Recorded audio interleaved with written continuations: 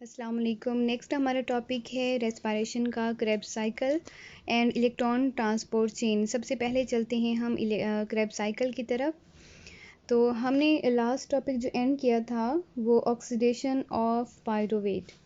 Pyruvate की oxidation होती है और वो कन्वर्ट हो जाता है into a compound, two carbon compound acetyl को ए।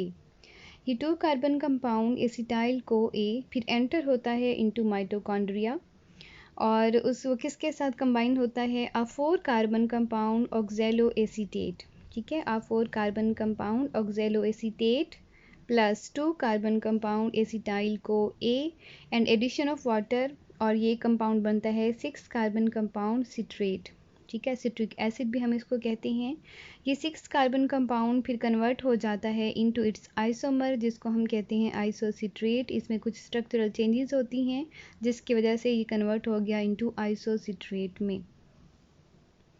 उसके बाद इस आइसोसिट्रेट की डी कार्बोक्सिलेशन होती है और इस दौरान एक NADH का कंपाउंड क्रिएट होता है और आइसोसिट्रेट कन्वर्ट हो गया इनटू अल्फा कीटो ग्लूट्रेट में। ठीक है, जो कि एक 5 कार्बन कंपाउंड है। डी कार्बोक्सिलेशन के नतीजे में एक कार्बन निकल जाती है तो बाकी 5 कार्बन कंपाउंड बचता है जिसको हम कहते हैं अल्फा कीटो ग्लूट्रेट। ठीक है, उसके बाद अल्फा कीटो ग्लूट्रेट की एक दफ़ा फिर डीकार्बोक्सिलेशन होती है, CO2 यहाँ से रिलीज़ हो जाती है और NADH का मालिक्यूल यहाँ पर सिंथेसाइज होता है और ये कन्वर्ट हो गया into a 4 carbon compound succinate. इस दौरान जो है ना क्या होता है, एक कन्वर्जन होती है, GTP का मालिक्यूल बनता है लेकिन उसके बाद वो फ़ौरन ही कन्वर्ट हो जाता है इनटू GTP। लेकिन इस दौरान होता क्या है कि एक ATP का मालिक्यूल तैयार हो जाता है जो कि एनर्जी रिच कंपाउंड है। सक्सीनेट कन्वर्ट हुआ इनटू फ्यूमेरेट और इस दौरान FADH2 सिंथेसाइज हो गया, ये भी एनर्जी रिच कंपाउंड है। फ्यूमरेट में एडिशन ऑफ वाटर मॉलिक्यूल होती है तो वो बन जाता है मैलेट और मैलेट बाद में कन्वर्ट हो जाता है इनटू ऑक्जेलो एसीटेट जो कि एक 4 कार्बन कंपाउंड है। इस दौरान भी क्या होता है, NADH का मॉलिक्यूल तैयार होता है। तो यहाँ पर आप देखें, जो याद रखने की चीज़ है, इसका जो है ना आउटपुट क्या हुआ, हमें हासिल क्या हुआ, प्रोडक्ट क्या हासिल हुआ। यहाँ पर क्रेब्स साइकिल को अगर आप गौर से देखें तो इस दौरान आपको कौन कौन सी चीज़ें हासिल होती हैं। एक तो CO2 यहाँ से रिलीज़ हुई, ठीक है, कार्बन डाइऑक्साइड यहाँ से रिलीज़ हुई। अगर आपको रेस्पिरेशन की इक्वेशन याद हो तो उसमें स्टार्ट में हम लिखते हैं ग्लूकोज प्लस ऑक्सीजन और फिर एंड पे जो एंड प्रोडक्ट हम शो करते हैं वो होता है CO2 plus water plus energy. CO2 कहाँ से आपको हासिल हुआ, इस क्रेब साइकिल से। ठीक है, और इसी तरह जो वाटर का मालिक्यूल है वो भी हमें हासिल होता है। ठीक है, वो नेक्स्ट स्टेप हम चलेंगे जब इलेक्ट्रॉन ट्रांसपोर्ट चेन, वहाँ पे आपको नज़र आएगा वाटर का मालिक्यूल। अच्छा, क्रेब साइकिल में CO2 के अलावा और आपको क्या चीज़ मिली, NADH के मालिक्यूल, 3 NADH के मालिक्यूल आपको यहाँ पे मिले हैं एक पायरुवेट से।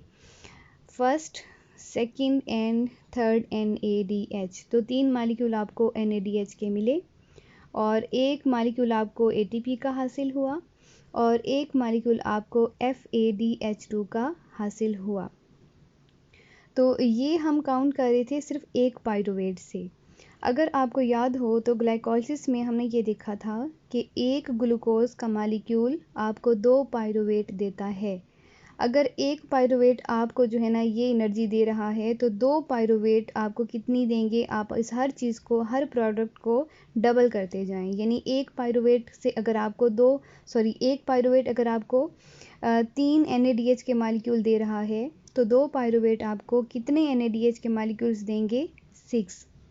एक क्रेब साइकिल से आपको अगर एक ATP का मालिक्यूल हासिल हो रहा है तो आपको दूसरे क्रेब साइकिल से, जो कि दूसरा पायरुवेट बना था, वो भी आगे क्रेब साइकिल में जाएगा तो वो आपको कितनी ATP देगा, 2 मालिक्यूल्स ऑफ ATP। इसी तरह यहाँ पर आपको एक FADH2 का मालिक्यूल हासिल हुआ है तो 2 मालिक्यूल्स आपको क्या देंगे, 2 मॉलिक्यूल्स ऑफ FADH2। तो इस तरह से आपने ये कैलकुलेशन भी याद रखनी है कि हर स्टेप पर आपको कितने ATP के मॉलिक्यूल्स हासिल हुए, कितने NADH के मॉलिक्यूल्स हासिल हुए और कितने FADH2 के मॉलिक्यूल जो है ना वो आपको हासिल हुए। इसी तरह CO2 हर स्टेप पर आपने इसका प्रोडक्ट देखते जाना है कि कौन सा प्रोडक्ट जो है वो किस स्टेप पर बना था। तो अब क्रेब्स साइकिल तक आपको क्या हासिल हुआ? ATP NADH, ठीक है। अब एक्चुअल जो प्रोसेस है, असल में ये जो रेस्पिरेशन का, इस पूरी रेस्पिरेशन का जो असल टारगेट है, जो असल मकसद है, वो है ATP हासिल करना। अब आप यहाँ तक देख सकते हैं कुछ ATP के मॉलिक्यूल्स तो आपको डायरेक्टली हासिल हो गए, ग्लाइकोलिसिस में भी हासिल हुए 2 मॉलिक्यूल्स और क्रेब्स साइकिल में भी आपको 2 मॉलिक्यूल ATP के हासिल हुए। लेकिन ये एनर्जी जो है ना वो बज़ाहिर थोड़ी है, बहुत ज़्यादा एनर्जी जो है वो किसके पास है जो कि अभी ATP की फॉर्म में आपको नहीं मिली?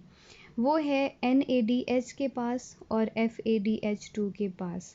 ये दोनों मॉलिक्यूल्स आपको क्या देते हैं? ATP देते हैं।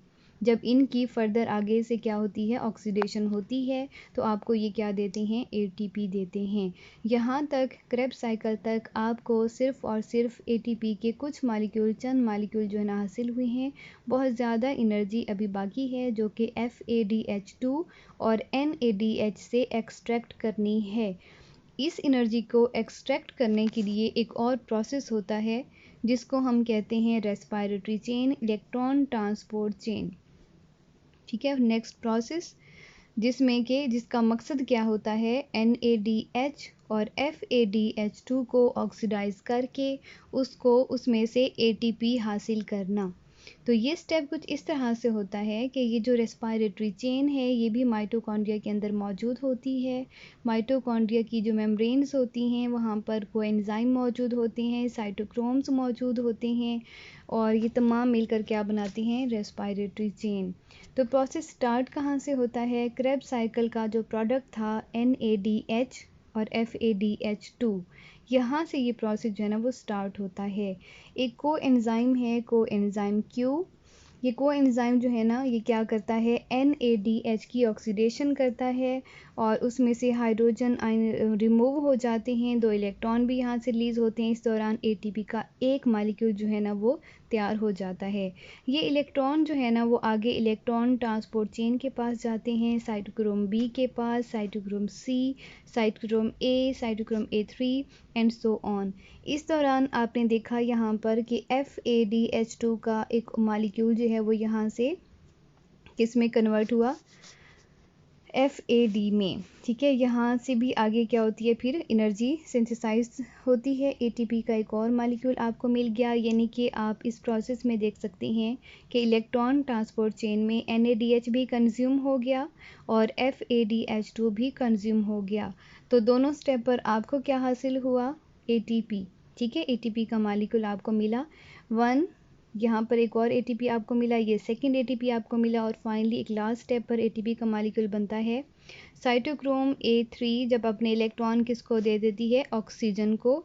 यहाँ पर जो फ्री ऑक्सीजन मौजूद होती है उसके साथ ये इलेक्ट्रॉन जब कंबाइन होते हैं, हाइड्रोजन जब कंबाइन होती है तो वाटर का एक मॉलिक्यूल भी बन जाता है और ATP का एक मॉलिक्यूल भी यहाँ पर आपको हासिल होता है। तो आपको ऑलरेडी मैंने बताया था रेस्पिरेशन के स्टार्ट में, अगर आपको उसकी इक्वेशन याद हो, ग्लूकोज प्लस ऑक्सीजन और एंड प्रोडक्ट क्या थे? CO2 plus water plus energy, ठीक है। एनर्जी आपको ATP की फॉर्म में मिल गई और वाटर आपको इस स्टेप पर मिल गया, इलेक्ट्रॉन ट्रांसपोर्ट चेन के स्टेप पर, और इसके अलावा आपको जो CO2 है वो क्रेब्स साइकिल में मिल गई। तो ये प्रोडक्ट आपको रेस्पिरेशन में हासिल होते हैं। तो रेस्पिरेशन का ओवरऑल प्रोसेस उसको हम 4 स्टेप्स में डिवाइड करते हैं: ग्लाइकोलिसिस और pyruvic acid oxidation, Krebs cycle and respiratory chain. Glycolysis में आपको क्या हासिल हुआ? एक ग्लूकोज का मॉलिक्यूल किस में कन्वर्ट हुआ? इनटू 2 मॉलिक्यूल्स ऑफ पायरुवेट, और प्लस आपको क्या हासिल हुआ? 2 मॉलिक्यूल्स ATP के और 2 मॉलिक्यूल्स NADH के। इसी तरह पायरुविक एसिड ऑक्सीडेशन जब हुई तो वहाँ पर भी आपको 2 मॉलिक्यूल जो हैं वो NADH के हासिल हुए। 2 इसलिए क्योंकि आपको 2 पायरुवेट हासिल होते हैं। एक पायरुवेट जब एसिटाइल को A में कन्वर्ट होता है तो एक NADH हासिल होता है। इसी तरह जब 2 पायरुवेट 2 एसिटाइल को A में कन्वर्ट होते हैं तो आपको 2 NADH के मॉलिक्यूल्स हासिल होते हैं। इसी तरह क्रेब्स साइकिल में आपको क्या प्रोडक्ट मिला, CO2 मिला वहाँ पर। इसके अलावा ATP के मॉलिक्यूल्स मिले आपको 2 और 3 आपको वहाँ पर, यानी कि 6 अगर आप उसको काउंट करें, पायरुविक एसिड को अगर डबल करते हैं तो 6 मॉलिक्यूल्स आपको NADH के भी मिलते हैं, FADH2 के भी आपको हासिल होते हैं। वही मॉलिक्यूल्स जो कि FADH के होते हैं और NADH के होते हैं वो आगे जाते हैं रेस्पिरेटरी चेन में। तो रेस्पिरेटरी चेन में उनको कंज्यूम किया जाता है, उसमें से एनर्जी एक्सट्रैक्ट की जाती है ATP की फॉर्म में। तो यहाँ फाइनल प्रोडक्ट जो आपको हासिल हुआ इलेक्ट्रॉन ट्रांसपोर्ट चेन में वो था वाटर प्लस ATP। तो फाइनल आपको जो एनर्जी है वो यहाँ पर आकर हासिल होती है। ATP में वैसे अगर आप देखें सबसे ज़्यादा जो एनर्जी है वो इन चारों स्टेप को अगर आप कॉल करें, glycolysis, pyruvic acid oxidation, Krebs cycle और रेस्पिरेटरी चेन, इन चारों में से अगर हम कंपेयर करें तो सबसे ज़्यादा एनर्जी जो है वो क्रेब्स साइकिल वाले स्टेप में हासिल होती है। तो ये जो रेस्पिरेटरी चेन है इसके बारे में ये कहा जाता है कि इसकी अपनी इसमें कोई एनर्जी नहीं बनती। क्यों नहीं बनती? क्योंकि यहाँ पर जो एनर्जी बनी है ये असल में कंपाउंड कहाँ से आए हैं, NADH और FADH2 से एनर्जी हासिल की गई है ATP। और ये मॉलिक्यूल कहाँ से आए हैं, ये क्रेब्स साइकिल के हैं। तो यहाँ पर जो एनर्जी बनती है रेस्पिरेटरी चेन में वो भी उसी में हम काउंट करेंगे क्रेब्स साइकिल में, क्योंकि यही जो क्रेब्स साइकिल हमने पढ़ा था पीछे, यही मॉलिक्यूल्स है जो कि हम यहाँ पे काउंट कर चुके हैं, FADH2 और NADH।